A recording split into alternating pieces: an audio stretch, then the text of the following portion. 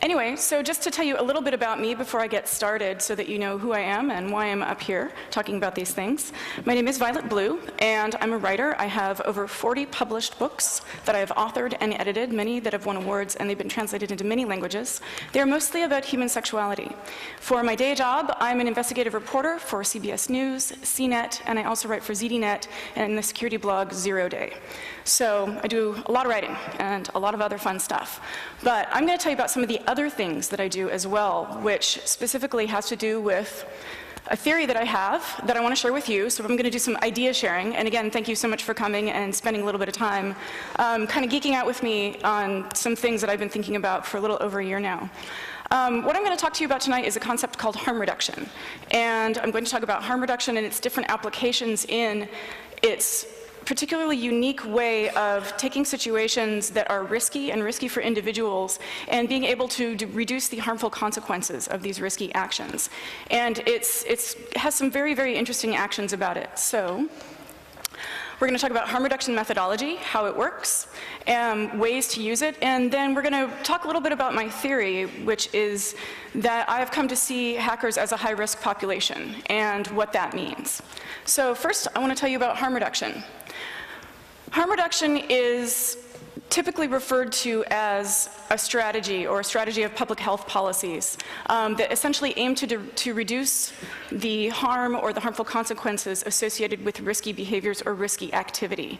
And the type of risky activities that we're talking about usually in the public health policies are drug use, HIV and AIDS prevention, and also sex work, prostitution.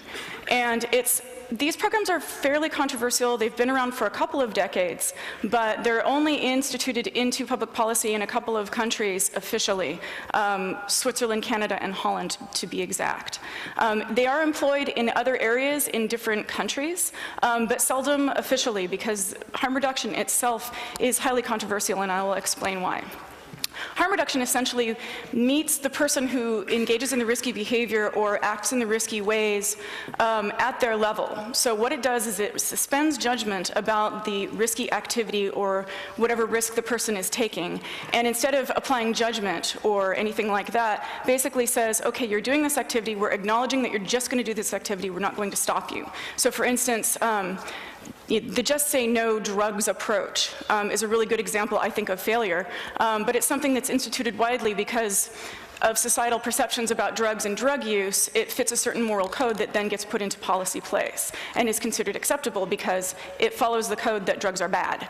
And so therefore people that do drugs are bad, and so it should just stop. Those bad people should just stop. Well, that doesn't work very well. As it turns out, people do drugs anyway.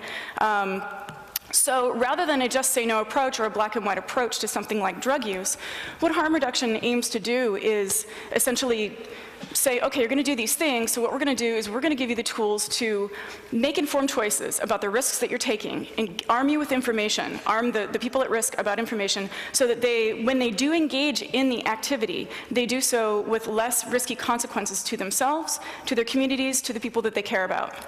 So examples would be, for instance, with like drug use, like intravenous drug use, syringe and needle exchange. And so what this does is by doing something like a needle exchange program, it essentially discourages sharing of needles, because if a drug user is in the moment and they're going to engage in the activity and they don't have a fresh or clean needle, they're just going to grab one from a friend or everyone's going to share. But the idea behind, so I think you see what I mean, it's a means of preventing the harmful consequences rather than judging the activity and saying just stop the activity altogether. So what's neat about harm reduction, so harm reduction has been in place with those three particular areas for a while, that being sex work, drugs, and HIV prevention. But what a lot of us have been finding, and I'll explain who us are in a minute, is that harm reduction is a very, very nimble and interesting system. Simple systems are usually the best systems. And so with harm reduction methodology, I've been working with a couple of different organizations that have taken harm reduction methodology and applied them to different areas working with at-risk populations. And I'm going to explain what that is. So I'm going to tell you about the 3 organizations or the 3 efforts that I've been working for the past 10 years where harm reduction methodology has been applied in a very different and interesting way with really good results. I've been working with this organization for over 10 years, actually. This is San Francisco Sex Information. We, for some reason, call it SFISI. But what SFISI is it's a nonprofit organization that's been around actually for almost 3 decades. And it's essentially a crisis hotline. Hotline in all senses. We do have a phone switchboard where people answer phones. And take sex crisis questions, but also email hotline and a chat hotline sometimes as well. And so what we do is basically we do peer-to-peer counseling. It's anonymous, it's confidential, it's free, and it's non-judgmental. And we are a team of a couple dozen activists and educators in the sex and health space. So I work with MDs, I work with nurses, I work with people who do couples counseling, I work with people who do needle exchange, I work with people who work in women's community clinics, and we as educators get together and we answer phones and we help people, and people call and they'll say, instances can include, I tried this sex act, I got something stuck in this place, do I need to go to the hospital? Or I just had sex for the first time and I can't stop bleeding, what do I do? Or I'm going to have sex for the first time, what birth control can I get that my mom won't notice? That sort of thing. So as you can imagine, what we do is pretty controversial, but it's had a very high success rate. It's been very interesting. Another thing that we do as well, besides the crisis counseling, is that we teach classes twice a year in which we as a group get together and we teach an intensive series of classes to other educators. So, and this is in the United States, this is in San Francisco, California, and in the United States, doctors, MDs typically get a very short amount of sex education unless they go and specialize in something like gynecology. So they don't learn about sexual risk situations, and they don't learn about fringe sex acts or things like that that are eventually probably going to end up in their office someday. So what we do is we teach classes. They're very small classes. We have to screen and interview applicants. It's a very high demand class. And we teach nurses and doctors and other caregivers how to talk to underserved populations about the issues that they're going to be facing, which include things like sexual fetishes, lesbian, gay, bi, trans issues, just you name it, pretty much everything. And that sometimes also includes talking about things that are risky, things that are illegal, or things that are in gray areas. SFISI in particular has been pretty controversial because not only we're doing it with anyone who calls us, giving out this information in what you probably understand is a very sexually conservative country, at least in terms of policy. But also, we have an interesting way that we apply harm reduction as well, in that we take the harm reduction methodology in that we accept that the people that we're talking to and that we're calling are going to engage in these behaviors anyway. That something like curiosity is not something that is to be shameful or afraid of. And we are finding that, interestingly enough, it turns out when you treat people who ask questions about weird sex acts well and respectfully, and you don't treat them like they're broken or they should be ashamed of wanting to try something different, turns out it actually reduces the harm in terms of the consequences that come up when they decide to take their chances or make their risky choices. If you shame someone about what they're doing, they're going to probably make a bad decision that's going to have difficult consequences for them, infect someone later, or get them hurt somehow. So, like I said, we've had really, really good results. Another thing that we do that's controversial is that we approach the things that we talk about from the perspective that these people are probably doing these things because they're fun, which is a concept that we'll come back to in a little bit. One of the talks that we give here, I give at Security B-Sides this year in Las Vegas, which is a sex and drugs talk. And that talk in particular talks about a range of drugs, from over-the-counter drugs to prescription drugs to illegal drugs and experimental drugs, what the effects of those drugs are, why people do them, how they feel good to the people that do them, what the negative reactions to these drugs can be, and then how they interact with sex and sexual physiology. So it's not a talk that we can really give anywhere because of the societal views on drugs and sex, especially put together, and that we say people do them because they're fun. So anyway, another thing that we've been doing at SFISI with harm reduction too that you'll find very interesting is that we also have changed some of the language that we use when we talk to people about these risky acts that they engage in. So rather than saying, if someone asks us a question about something, rather than saying, well, everybody knows that this is good, or nobody ever does that. We say things like some, many, and most. So some people may find this works for them. Many people try this. And what's interesting is that in terms of behaviors, it mitigates the idea that people are going to have to find a code or a set of ethics in order to understand what works best for them and their communities. So we empower people with sets of tools to be able to make decisions that are best for them, which is why this talk isn't an ethics talk, even though you probably saw in my write-up there are mentions of ethics in it. Harm reduction isn't about ethics. Harm reduction is about non-judgment. It's about making your own set of systems so that you can figure out what ethics are best for you. So another area that I've been applying harm reduction in is complex humanitarian emergency trainings. This is through UCSF's Global Health Program. And what we do is we do a couple of times a year a live action simulation where we get together, we being me and a lot of people who work at UCSF and also people who work with NGOs, non-governmental organizations such as the American Red Cross, Doctors Without Borders, and other organizations. And people fly in to come and teach. And we do live action simulations where we take people who want to go work for the Red Cross and people who want to work at Doctors Without Borders, and we put them through a live-action crisis simulation where we, like the recent one that we did, I think it was about 2 months ago, was we simulated a crisis on the Syrian border where the students or the trainees would have to come in and basically have to help the refugees survive. And they were first on the scene, everything was minimal. What we do is we get the trainees in, they come in for the weekend, they have to give up their entire weekend and they camp on site. They come in, they're given passports, they're given currency, and then they have their first border incident. And it's pretty intense. So they have a border incident and they come in and they're basically put through all of these different live exercises where they have to learn to navigate situations that they're going to be in or may be in. Would they be flown in to take care of refugees on the Syrian border?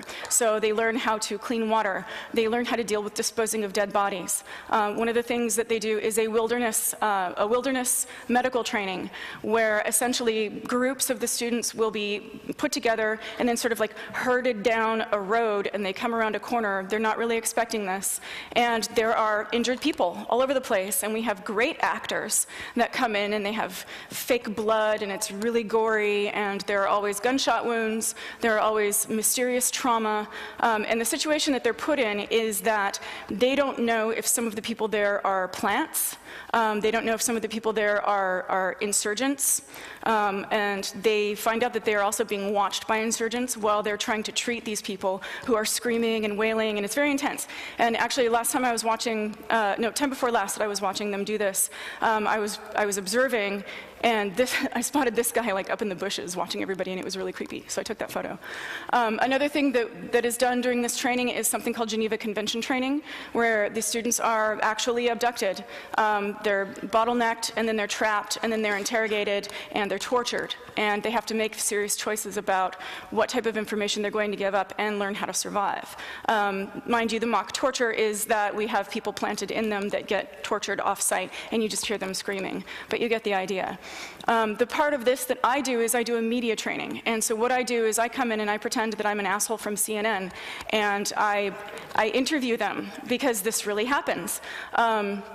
So I come in and I come in with the badge, the everything, camera, and I get in their faces, and I'm like, where are the dead bodies? I mean, but it's not that simplified. Actually, what I do is I do a series of very specific interview techniques that journalists and reporters use in the field in order to extract stories out of people who are disarmed and extract stories that will bring in high drama for their networks and get them ratings and get them news. And what I do is I walk all the students through all of the situations in which reporters try and trick people into saying things that they don't want to say. And then I teach them all of the techniques that are going to be done on them or might be done on them if they're on camera. And the reason that we do all of these things is because what we want to do is take these people who are engaging in this really, really risky behavior and give them tools to be able to navigate this in a way that is safe and protects the people that they care about and protect the people that they are trying to care about or hoping to help. One of the men that I work with he's done a lot of work in Sudan, for instance, and he's one of the field nurses that trains along with us, and he's treated a lot of rape survivors in Sudan, and he explains why this is so important in that he's been in situations where he has had dying patients and has had reporters come in and try and put the cameras in the faces of his dying patients, and he's had to physically remove the reporters and the camera people in order to protect his patients. So these people who want to go do this stuff for a living, they need to understand the risks that they're in, but also be able to have a set of tools with which they can operate in order to navigate and make the choices that are most appropriate to them, rather than, you know, freaking out, or rather than having people try and discourage them from wanting to go and do their jobs, or get on site and have other elements attempt to discourage them from engaging in the behaviors that they're engaging in. So homeless youth outreach is another thing that I've been specifically doing a lot of work in harm reduction in. So you'll see a bit more of a direct model of harm reduction here. And what this is that I've been doing some homeless outreach for the past couple of years in San Francisco, specifically with homeless youth. And my experience with that is that I'll go ahead and tell you the story of how I got involved. And how I got involved with the homeless youth outreach is that I was a homeless teen. I ran away from home when I was 13. And most of my family at the time was dead, and now all of my family is dead. But I left home because I was in a very drug and violent environment, and in order to survive, I needed to leave. And so I did, and I lived on the streets in San Francisco until I was almost 18. I got off the streets, and then fast forward a couple of years later, I have books coming out. I'm signing books in this bookstore in the Upper Haight, and I casually said to the people who were running the bookstore, wow, this is really cool because I used to beg for food outside your door. And they were like, what? And so we started talking about this, and they said, well, you know, we've been having a big problem between the neighbors in this neighborhood and the kids, because the kids, they have nowhere to go, you know, they're begging for food, some of them are doing crimes, some of them are doing drugs openly, and we're, you know, the residents in the neighborhood are doing what they can to basically make the problem go away. And the owners of the bookstore were like, this doesn't make sense because this isn't going to go away, you know, and what we want to do is try and facilitate some discussion between the two elements and see what we can do. Would you like to come talk? And I was like, sure. So I went to their first meeting where they invited Larkin Street Youth, which is an outreach organization in the Haight, to talk to neighborhood residents, and it was a shit show because the neighborhood residents were literally these like really, really wealthy older people who were like, these kids should just get jobs, or they should just go home. And the outreach workers that were trying to talk to them from the stage were having a really, really hard time explaining why they give these kids food, and why they give these kids shelter, and why they give these kids counseling, and why they help these kids get tested for STDs and for drugs and things like that. And so what I ended up doing was explaining harm reduction to the wider audience, because that's what they're doing, giving kids sanitary items and things like that that they need. And so lessening the harm done in the neighborhood for the kids being there in the first place. And so that, again, is a completely different way of dealing with harm reduction rather than just the drugs and prostitution programs that are in place. So what I didn't realize was that after 10 years of doing all of this work, dealing with all of these at-risk populations and helping reduce the risk of the consequences and remaining really, you know, keeping the non-judgmental approach going with all of this stuff, was that in my personal life and in my world, the people that I consider my family, my friends, and people that I love, hackers and people in the security industry, are actually an at-risk population too. And what triggered it was something that happened about a year ago in November.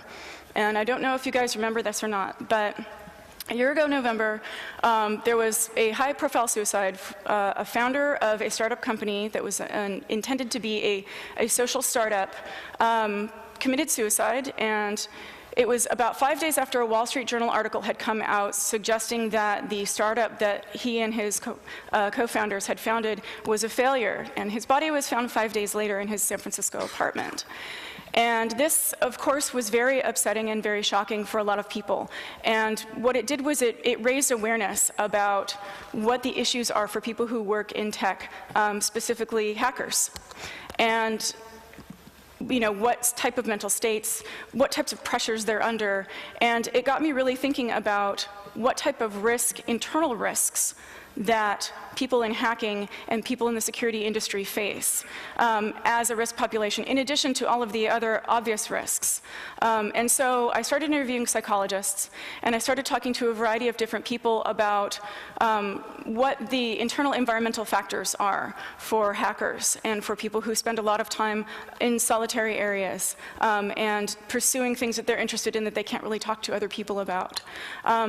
So I kept researching, and I kept researching, and I found some answers, but not a lot of answers, other than, counseling and talking to friends and stuff like that. But I didn't really feel like that really solved any of the questions that I had or any of the interests that I had in terms of what type of harm and how we could mitigate any harm that might be happening for my friends inside. So this came out about 6 months ago. It was published. And it was actually a study that was finished in 2011. And this is actually a collection of different studies about technology-driven crime, and it's fascinating. If you can get your hands on it, I highly recommend it. There's a whole lot of really interesting studies in it to read. But one study in particular that was in this that caught my attention was this study that basically asked if hackers are cognitively different than other people. And no one had really asked anything like that before. And interestingly enough, it was the first study that has ever been done on non-incarcerated hackers. Right? Don't get caught. So teams distributed these 8-page surveys over the span of about 10 years to a variety of different conferences and a variety of different people. And people answered them. People answered the questions. And they were very involved surveys. The study itself actually goes into a lot of detail about what was in it, including like income and gender identity, a lot of really, really interesting things. But what the study wanted to focus on was the notion or the perception about hackers as to whether or not hackers are prone to having Asperger's. Now, if you're not familiar with Asperger's, it's something that started to get thrown around right around the diaspora suicide, in that, the notion that hackers are Aspie. And what that is Asperger's is on the autism disorder spectrum. And Asperger's in particular,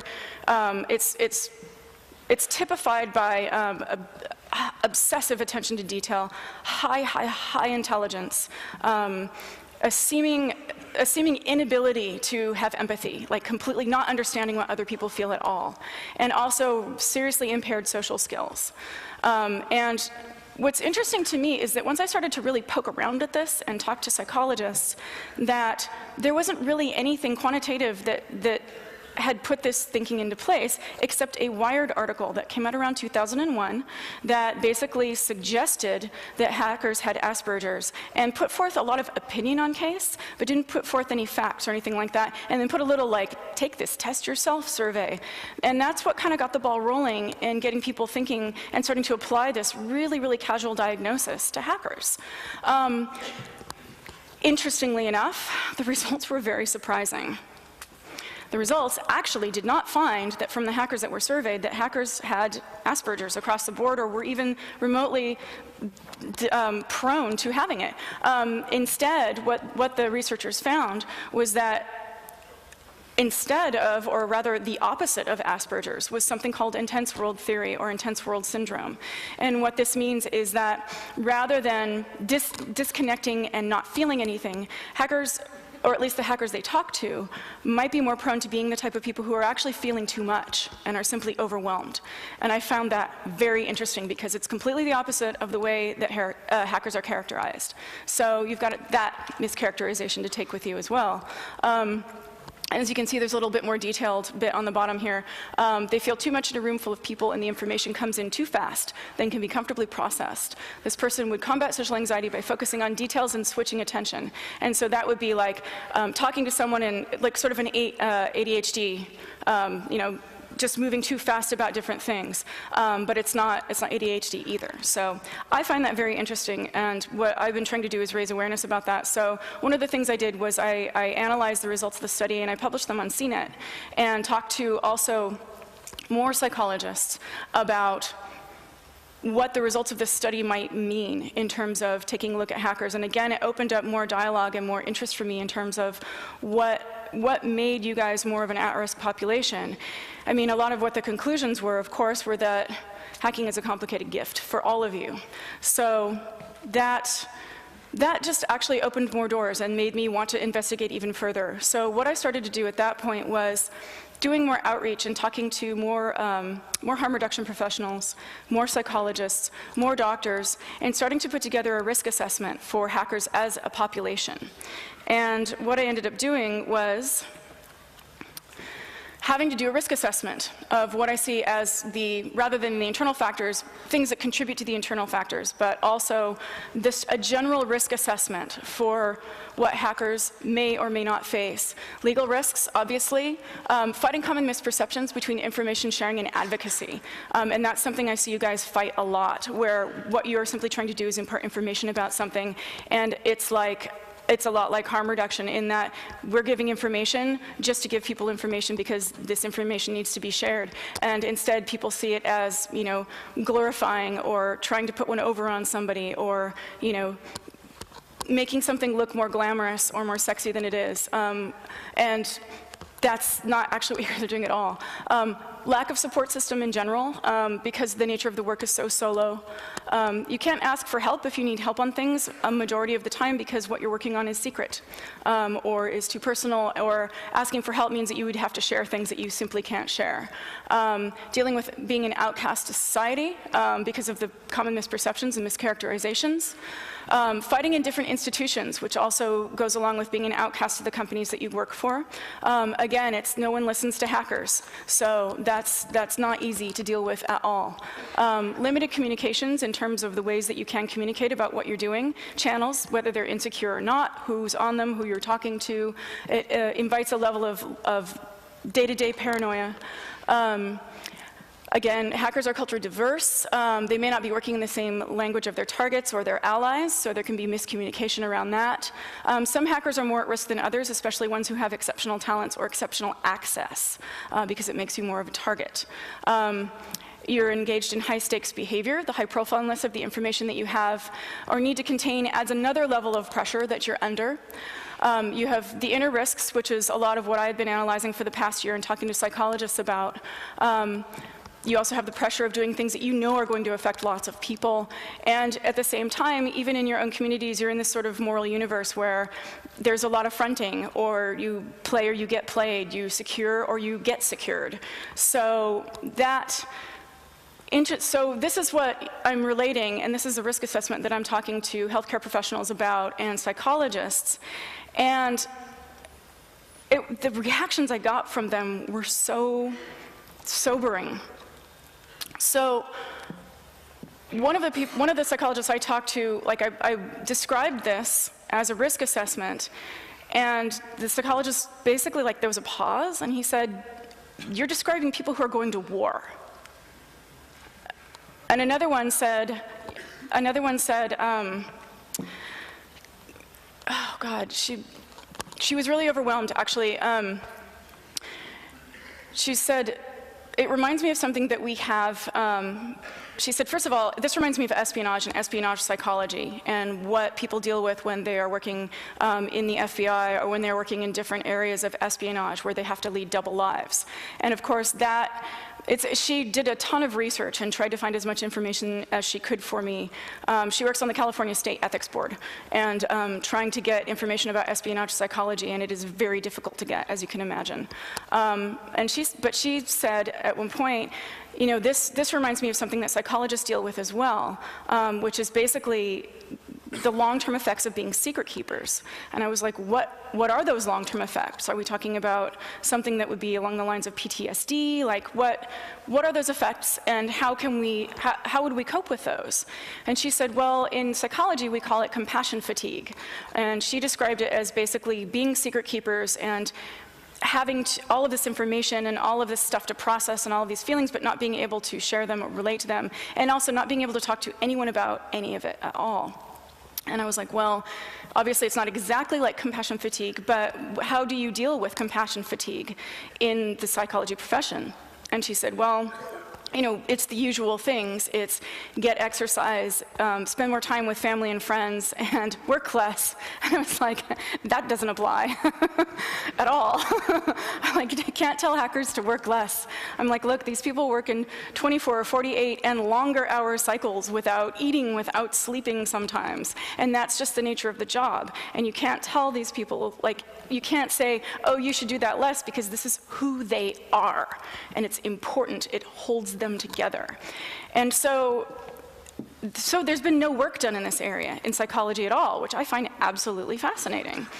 And so what we then decided to do in more series of phone calls and discussions and meetings was to try and take a look at other populations that hold similar risk levels and risk assessment values as hackers, as in the areas that we've discussed here tonight, to try and find other populations that basically self-apply harm reduction or have harm reduction models in place that mitigate the risks or reduce the consequences, the harmful consequences of the risk that they have by nature for who they are.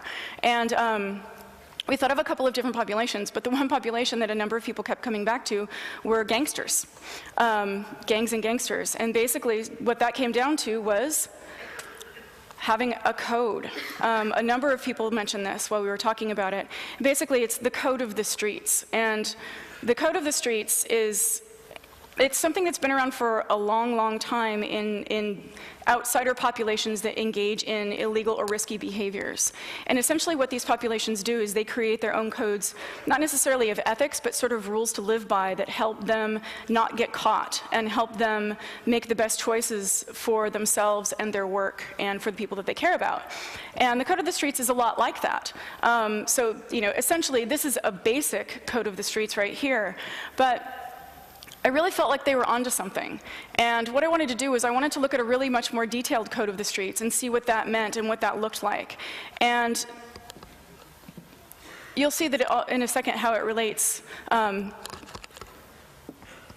wanted to take a look at a code of the streets that really made a lot of sense and also was one that was actually accurate, to try and develop this and expand this conversation and try and figure out what these populations are doing that are keeping themselves intact and keeping themselves from getting arrested and keeping their business going. And one of the best codes, basically, that has ever been spelled out or written out that's taken from actual street and gang codes was in a television show. It was HBO's The Wire.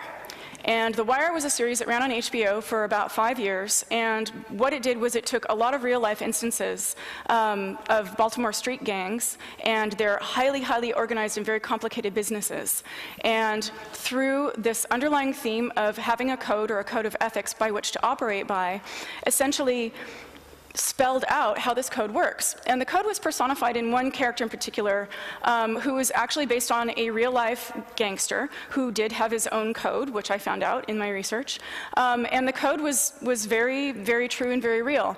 And the code basically spelled out as something like this, which is something that I've seen and heard echoed in a number of places in different hacking communities. So this character distinguishes between players and citizens. Well, he never robs or murders people who aren't in the drug trade, so don't do that. But it's basically, like, you get the idea. Like, he doesn't go after anybody who's not in the business. He doesn't do business on the phone. So, like, that's one of those things where it's like no loose talk, right? And he also, looks out for, it's the whole, like, look out for your own thing, taking care of the people that you run with, taking care of your brand, not trusting anybody, being really, really careful where you go, not telling on people, no snitching, like that sort of thing. So it's very, very interesting, and I think that there might be some, like I said, this is an idea share talk, so there's some things in here that you might want to, I don't know, it's just kind of fun to think about. So with that, and then after we were talking about that, what we did was we want to kind of take a look at some real-life instances that hackers may or may not find themselves in that have interesting applications of harm reduction. And thank you for being so patient, listening to me talk about all of the other harm reduction stuff to get to this point, because I wanted you to see all the different ways that it works and can apply. So one way in which the failure of anonymity policies I think that's a great example. And by that, I mean anonymity policies as in anti-anonymity policies. I think probably everyone in this room knows what a total, complete failure those are, and yet a lot of businesses continue to insist on enforcing anonymity policies, or rather anti-anonymity policies. And what they're doing is they're taking a black and white approach to something they view as a risky, threatening behavior, and basically giving it a just say no. Whereas the truth and the fact of the matter is that regardless of what judgment or what morality or what ethics anyone wants to apply to anonymity, it is just going to happen. People are just going to do it. So the better thinking would be to do things, to put things in place that would mitigate the risk and reduce the harm or any consequences that might come from people using anonymity for any reason whatsoever. So thinking about the target populations that you would want to reduce the harm to, and putting things in place to make it safer for them, and also still allow people to do what they're going to do anyway, which is demand anonymity or spoof a system to get anonymity. So, transparency and disclosure. Some of you may know about this, it's kind of old. Basically what we're talking about is, it's the whole thing that I talked about earlier, no one listening to hackers, and then having to come up with essentially disclosure plans, like having to figure out how to navigate disclosure, whether it's responsible disclosure or not. And Rainforest Puppy Protocol is one of those things. It's probably over 10 years old, but it's kind of a golden example of harm reduction all on its own, in that it's a simple system put in place to deal with having to deal with disclosure around finding things and how you report them, and then how you deal with indifferent institutions who don't listen to you, and then how to deal with whether or not you're making a decision about mitigating harm for others that are probably going to be harmed by this company if the company doesn't take action.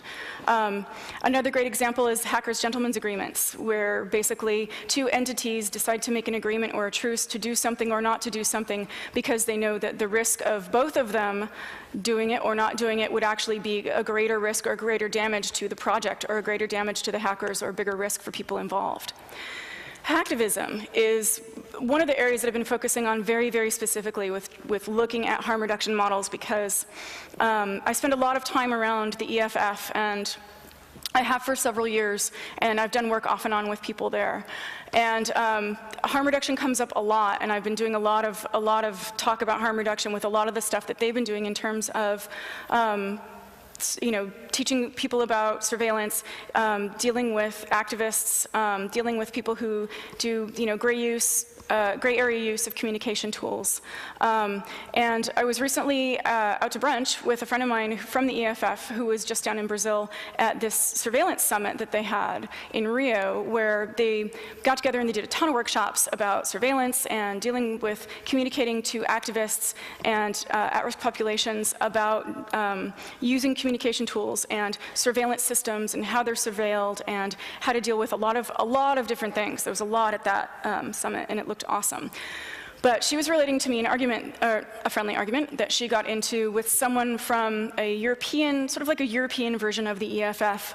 And this guy that she was talking to was like, we just tell them not to use Facebook, and we tell them not to use Twitter, and we tell them not to use Gmail, and not to use all of these, all these free tools because they're going to get caught. And she was like, that's like telling kids not to use drugs, because these tools are going to be used by these people regardless. And he was very adamant and was like, no, I've convinced a number of people to stop using these tools. But the problem is that, again, it's these tools are just going to be used because these people aren't going to be able to not use these tools. They're in situations where these might be the only tools that they can use. And so what this presents us with is a very interesting real-life harm reduction situation where you've got these people who need to use tools. They are going to use the tools that are best for them, or that are most available, or can meet them at their level, that the other people they need to communicate with are using. So what would you put in place in terms of harm reduction to try and mitigate that, and try and reduce the harm for when things do kick in and people do start to get caught or worse? And that reminds me of the code of the streets with no loose talk, or don't talk about business on the phone. So perhaps a set of guidelines about what to talk about and what not to talk about when using those communication tools, and what levels of communication are appropriate in different areas. sort of like a best practices. So also along this line is something that is a talk that I'm going to show you a couple slides from, but I think that everybody should go definitely look at these slides if you haven't already. It's a talk that was called OPSEC for Hackers, or OPSEC for Freedom Fighters, by the Greg Q. And he first did this talk in Moscow at, what was it, Zero Nights, that's right. Moscow Zero Nights in September, and then again at Hack in the Box Malaysia in October. And these are some of his slides. And these are pretty fantastic. When I looked at these, I was like, this is harm reduction. This is a code of the streets. This is all of these things sort of coming together in one place. And you can see it's a lot of the same sort of things. Guidelines against profiling. Do not discuss personal information in the chat. Like, there's a great example of harm reduction about people who are going to use these tools anyway, even though the activists, the activist advocates are telling them not to, they're going to use them anyway. So there's one direct instance of being able to apply something that mitigates potential harm. And definitely go and look at this talk. There's a lot more of this in that talk. And this is something I think that should be shared far and wide as much as possible. So there's no neat ending to this talk. I don't have a call to action for you. This is, again, like I said, it's an idea share about something that I've been researching and I've been working on and talking to a lot of professionals about. And this isn't a pitch for anything. This isn't, go read these articles or go buy this book. This is just imparting a set of ideas and wanting to talk about hacker populations at large, about harm reduction, and different tools that can be put in place in a way that doesn't judge what anybody does one way or another. Simply says you're going to do this stuff, do it well, do it the best that you can, stay sharp, I guess, okay, if I had a call to action tonight, this is second night of the conference, it's the weekend, so yes, go get wasted. Don't get wasted and drop O-Day. Right? That's harm reduction. So I'm going to be around the conference for the whole rest of the time. If anyone has any questions, please come talk to me. Come talk to me anytime, or you can email me. And do we have time for questions, or? Of course we have time for questions. Oh, good. Okay. Awesome. Okay, so thank you. Please give her a bit of applause.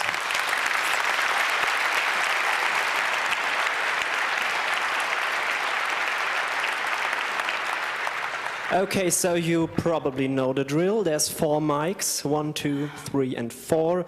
You can also use ISC to ask questions. We have a nice signal angel over there. So you need to queue on the mics if you want to ask a question. Do we have questions from the internet? Okay, go ahead. Thank you very much for your interesting and insightful talk. Since you referred to the security regimes, I started to think about Foucault. Foucault describes the making of criminals, homosexuals, etc. through the security regime. Would you agree that hackers are produced somehow by a discourse in the society? How could this be best described in the Foucault system?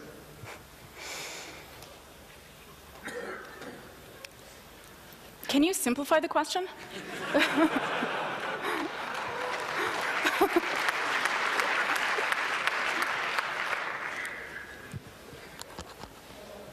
Does anyone want to offer that up? The question came from the internet, so I'll attempt to try to explain perhaps what I think the question is, but really the original person asking the question should be the best person to ask it in a more simple manner. I think he was referring to the Foucault's description of the security processes and how actually security regimes create criminals and create homosexuals and whatever is criminalized at the time of Foucault, which was basically World War II. In that context, the original question was whether you would agree with the idea that hackers, as a community, as hackers, are produced somehow by a discourse in a society. That is, whether the current society created the phenomenon of hacking. I understand. Because that relates a lot to conventional wisdom about gangsters and drug dealers and people like that. That basically they come out of a broken society, or they're a byproduct or a result of a broken society, or a function of a broken society. And I think that I would have to entirely disagree with that. I don't think that that is applicable at all, because I think that speaks to take that position would be a judgment about the acts of hacking and hackers and the inherent nature of people who do hacking, which is a very curious nature, and a need to open things and a need to share information, usually in a pretty non-judgmental way. And I think that this is a byproduct of an information society that is trying to breathe and grow and stretch and address injustices and address bottlenecks in the sharing of information and education and a lot of other things. So because the acts and acts of hacking oftentimes are illegal or in gray areas or seem shady or problematic, and of course, you know, again, you get people who do everything for a lot of different reasons, you know, from trolling to lulz to, you know, to justice to making beautiful pieces of art as systems. The idea that, you know, hackers as a large and growing group, a population, is something that is broken. I think it's actually the opposite. I think it's the act and actions of a society trying to heal itself. So, no, I don't think so.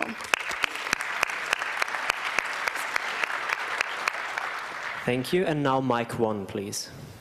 Howdy. Hello. So I figure that people in harm reduction, educators, people coming into communities, are initially seen as outsiders. They probably have techniques for starting to gain the trust of community, starting to, you know, develop a relationship with it.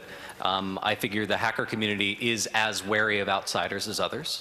Rightfully so. What are some techniques, say if you know people who are also psychologists who are interested in attending hacker conferences, what might be some ways to introduce a cross-pollination of caregivers?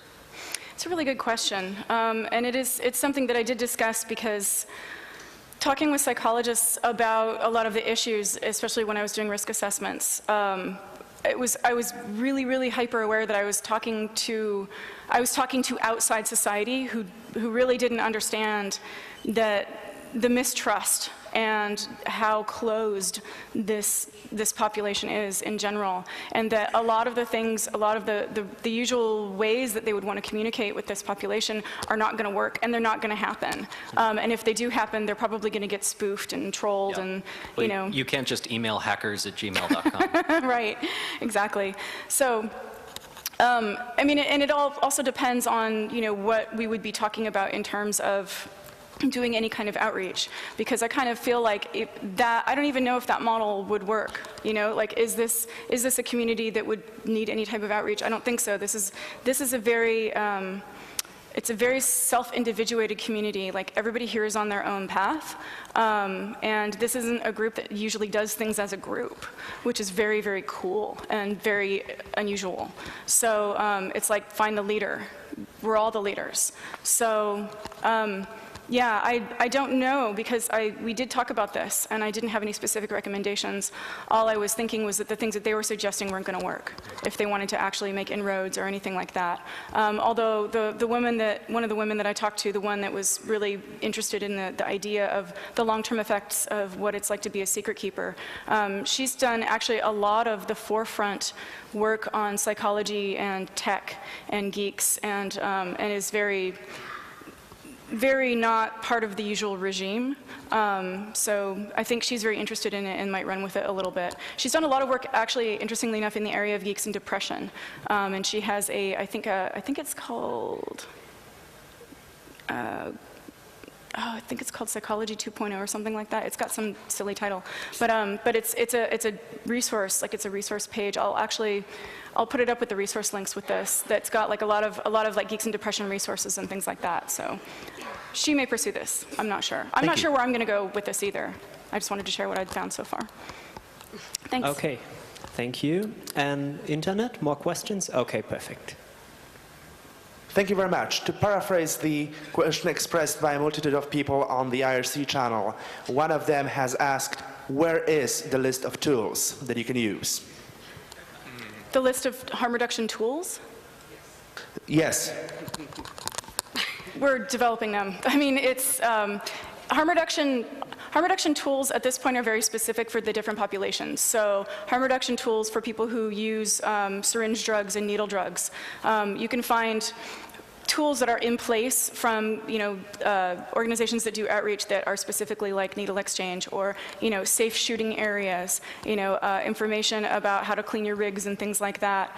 And then when talking about tools for sex education, harm reduction tools there's a whole other set of specific things that involve communication and anatomy information and things like that. In terms of a list of tools for harm reduction for hackers, the closest I found is the talk that I saw, that I presented a couple of slides from, and that I think has a lot of tools, but I don't think it has all of the tools. And again, you guys are such a diverse population, and you come at it from so many different angles that I think that it's possible to put together a set of tools, but I don't know, it will always be a pick and mix for all of you in terms of what works best for whatever job you're on or whatever direction you're going or whoever else you're working with.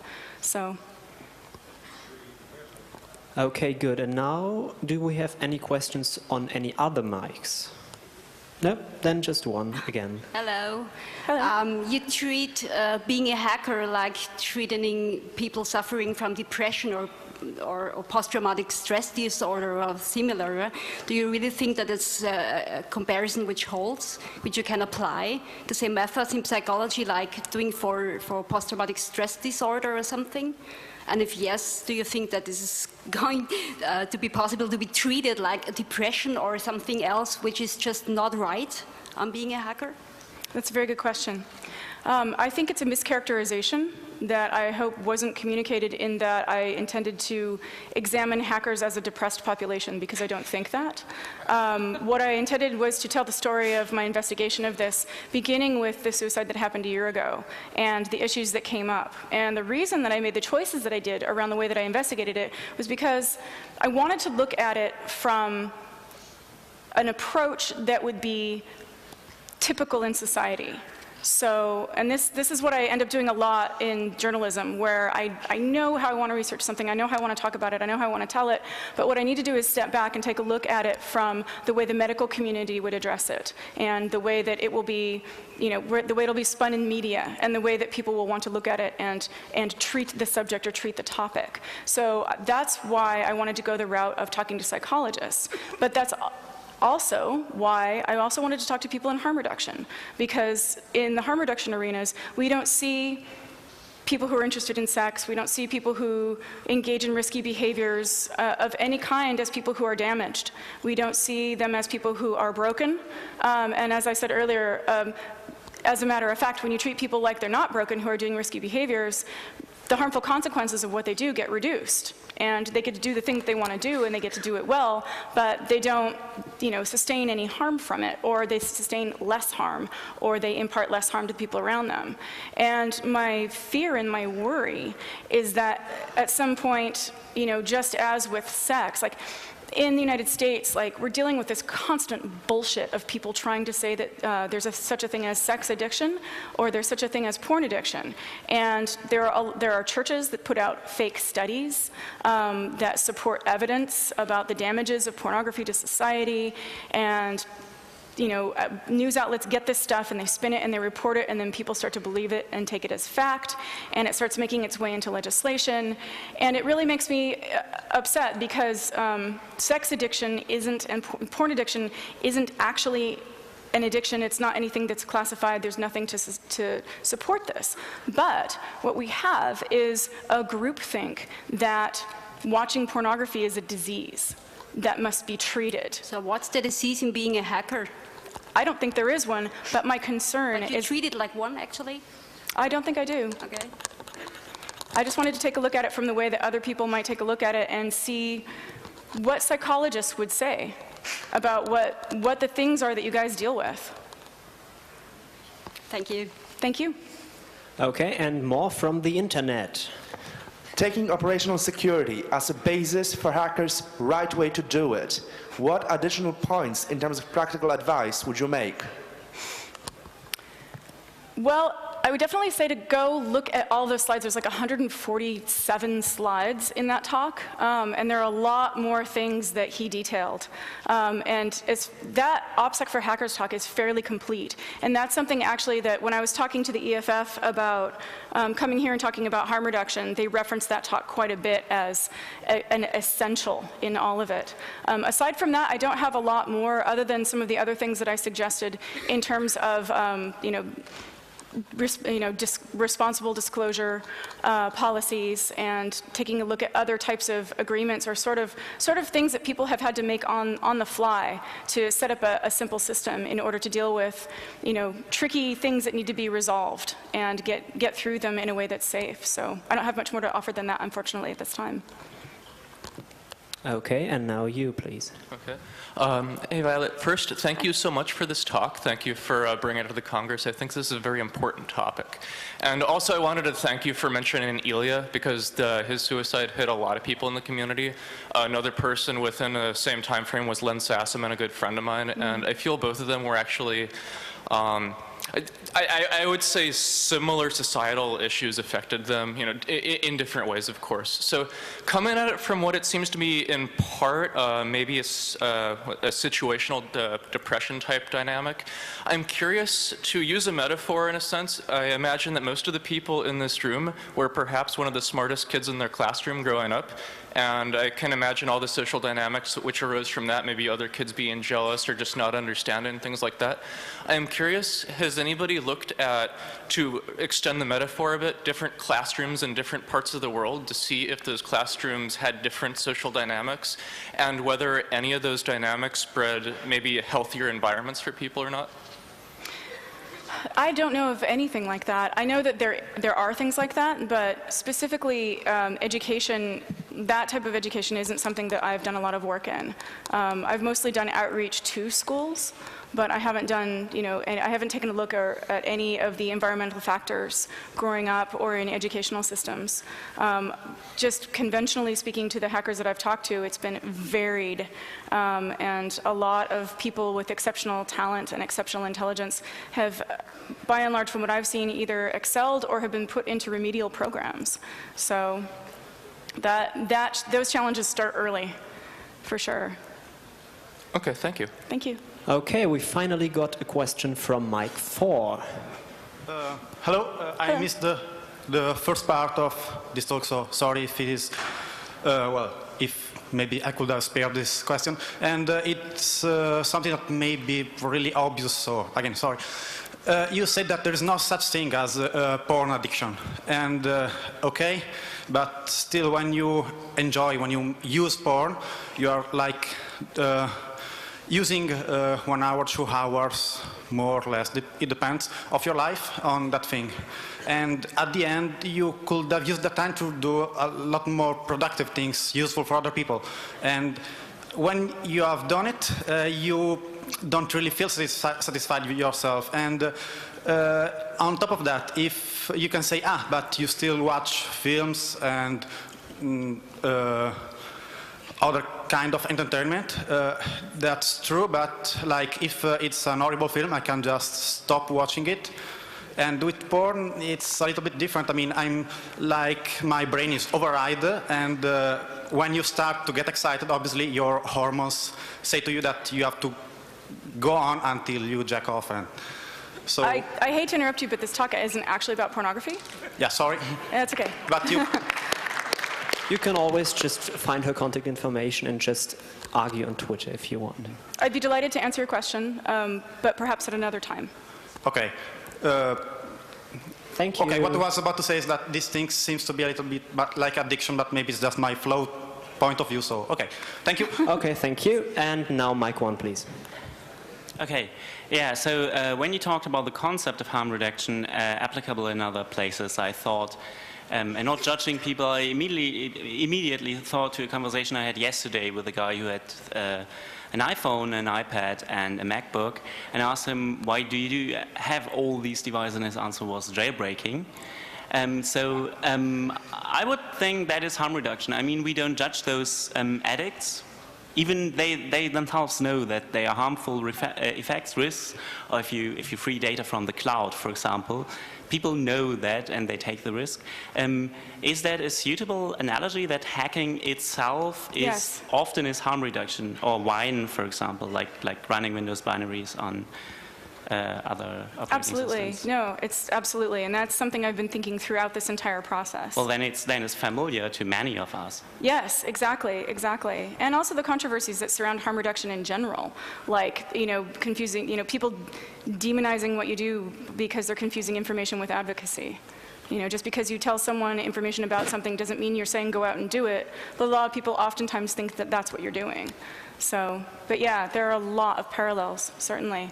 Oh, okay.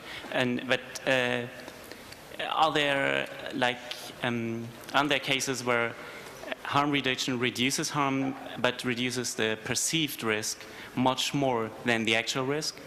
Isn't Well, that a that's risk one of in the- harm reduction strategies itself, that it appears to be overly effective, but maybe Well, not be? That's one of the arguments against harm reduction, is that because you make a risky activity safer for the people who engage in the risky activity, that you're making the risky activity more attractive.